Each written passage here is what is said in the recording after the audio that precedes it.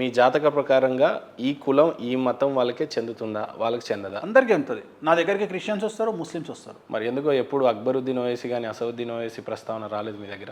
చెప్పాలనుకోలేదు నేను ఎప్పుడు. అంటే వాళ్ళకి అంత ఇంపార్టెన్స్ ఇవ్వాలని నేను అనుకోలేదు. నా దృష్టిలో వాళ్ళకి ఇంపార్టెన్స్ లేదు, మీ దృష్టిలో ఇంపార్టెన్స్ ఉందేమో.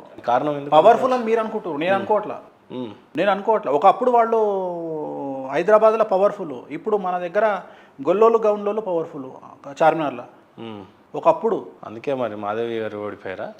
గెలుపోవటంల గురించి చాలా తప్పు మాట్లాడుతున్నారు మీరు గెలుపోవటంల గురించి చాలా తప్పు మాట్లాడుతున్నారు. ఇవాళ ఓడిపోయినోడు నెక్స్ట్ టైం గెలుస్తాడు. అసలు గెలుపోవటంలను బేస్ చేసుకొని మాట్లాడేవాడిని మూర్ఖుడు అంటారు. చంద్రబాబు నాయుడు 6 నెలల కింద జైలుకు పోయినప్పుడు దుకాణం బంద్ అయింది అనుకున్నారు, ఇవాళ సీఎం అయ్యిండు. ఇప్పుడు జగన్మోహన్ రెడ్డి ఓడిపోయిండు, జగన్మోహన్ రెడ్డి దుకాణం బంద్ అయినట్ట. ఇప్పుడు ఇక్కడ తెలంగాణలో కేసీఆర్ ఓడిపోయిండు, కేసీఆర్ దుకాణం బంద్ అయినట్ట. హిందూ మూలముగా ఒక స్టేట్మెంట్ ఇస్తున్నా.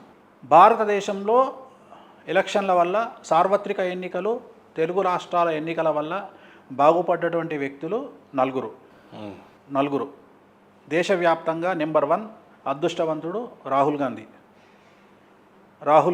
ఏ రకంగా ఉంటారు చెప్తా.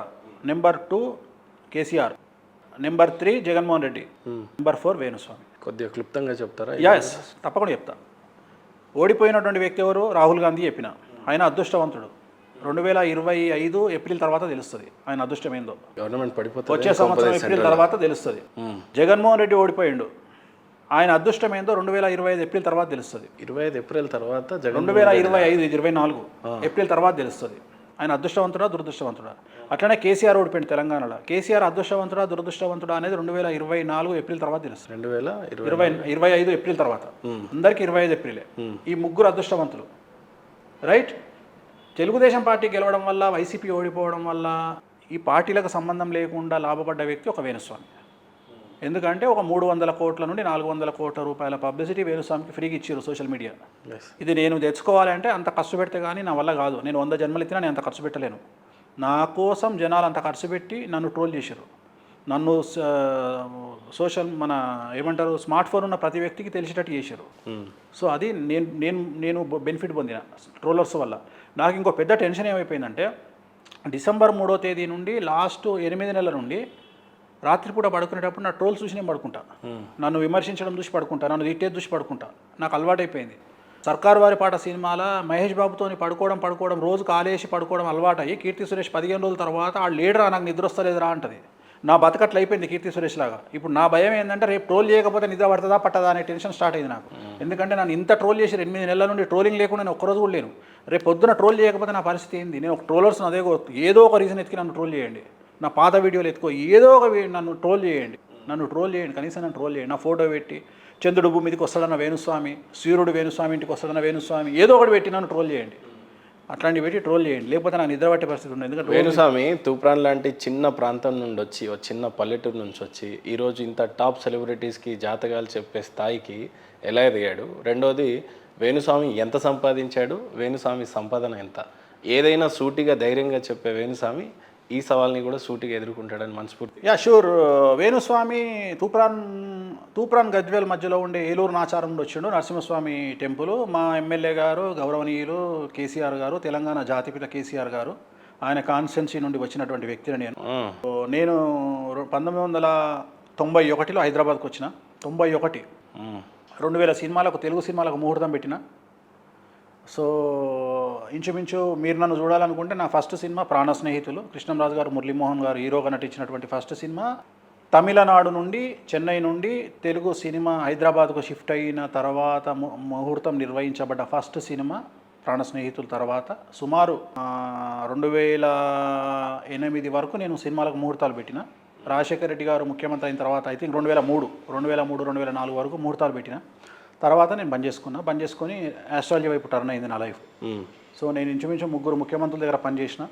సో ఇప్పటి ఆంధ్రప్రదేశ్ ముఖ్యమంత్రి చంద్రబాబు నాయుడు గారిని 2 సార్లు సీఎంగా, ఒకసారి ఫైనాన్స్ మినిస్టర్గా సీట్లో కూర్చోబెట్టింది నేనే. కావాలంటే ఈనాడు పేపర్లో ఫ్రంట్ పేజీలో నా ఫోటో ఉంటుంది, చూసుకోవచ్చు. ఏ రకంగా కూర్చోబెట్టాడు అంటే, సీఎంగా సీట్లో కూర్చోబెట్టినప్పుడు మనము ఆశీర్వచనం చేస్తాం కదా, సీట్లో కూర్చోబెట్టినప్పుడు సీఎంగా పదవి బాధ్యతలు తీసుకునేటప్పుడు ఆయన సీట్లో కూర్చున్న తర్వాత అక్షతలు వేసి ఆరతి ఇచ్చి పూజ చేయించి తీసుకుంటాం కదా, అది ఇప్పటికీ ఈనాడు పేపర్లో ఉంటుంది, చెక్ చేసుకోవచ్చు. ఆ డేట్ను బట్టి మీరు చెక్ చేసుకోవచ్చు. ఆయన ఫైనాన్స్ మినిస్టర్గా 2 సార్లు సీఎంగా. సో వేణుస్వామికి 1990 నుండి ఇంచుమించు 30 ఏళ్ళ చరిత్ర ఉంది.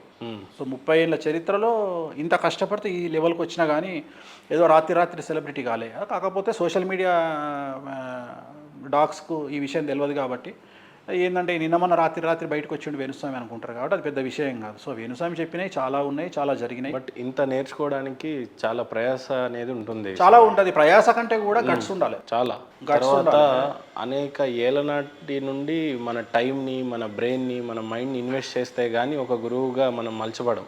అధ్యయనం చేసిన తర్వాత ఒక వేణుస్వామి అనే స్వామి ఏర్పడతాడు.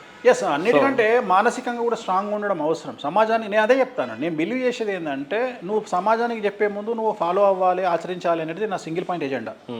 నువ్వు ఆచరించకుండా లంగమాటలు చెప్తా అంటే నడవది. నేను అందుకనే ఓపెన్గా ఉంటా. నేను ఏదైనా సమాజానికి చెప్పే ముందు నేను దాన్ని ఆచరిస్తా.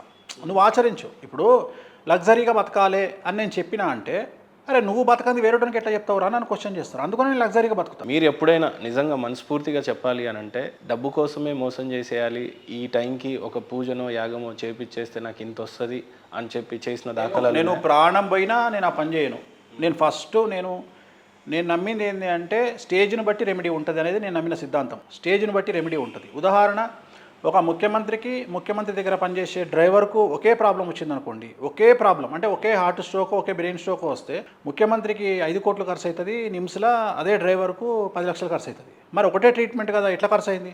అంత గ్యాప్ ఎందుకు వచ్చింది? ఒక ఆయనకు 5 కోట్లు, ఒక ఆయనకు 10 లక్షలు ఎట్లా ఖర్చు అయింది అంటే వాళ్ళ స్థాయిని బట్టి, వాళ్ళకు ఉండే రూమ్లను బట్టి, వాళ్ళకు ఉండే ప్రోటోకాల్స్ని బట్టి ఉంటుంది. అట్టనే మనం చేసే పూజా విధానం కూడా అంతే. సో నేను అందుకనే ఒక మాట చెప్తా,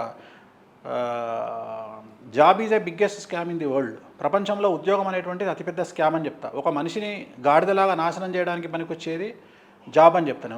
ఉద్యోగము మనిషిని సర్వనాశనం చేస్తుంది. సో నేను అందుకనే ఉద్యోగానికి వ్యతిరేకం. నేను ఏం చెప్తాను అంటే కోసం ఏ రకమైన బిల్లులైనా ఇస్తారనమాట. ఈ టైంలో ఇంత ఛార్జ్ చేస్తే నీకు బాగా అయిపోతుంది రెమెడీ అని చెప్పి ఉన్న పూజారులు చాలామంది ఉండొచ్చు, కానీ నాకు తెలియదు. నేను అది అంటే నేను అదే చెప్పిన కదా, డబ్బు సంపాదించడం గొప్ప విషయం, ఖర్చు పెట్టడం దమ్మున్న విషయం. అట్లనే డబ్బు ప్రపంచంలో గొప్పది, కానీ డబ్బుకు నో చెప్పడం ఇంకా గొప్పది.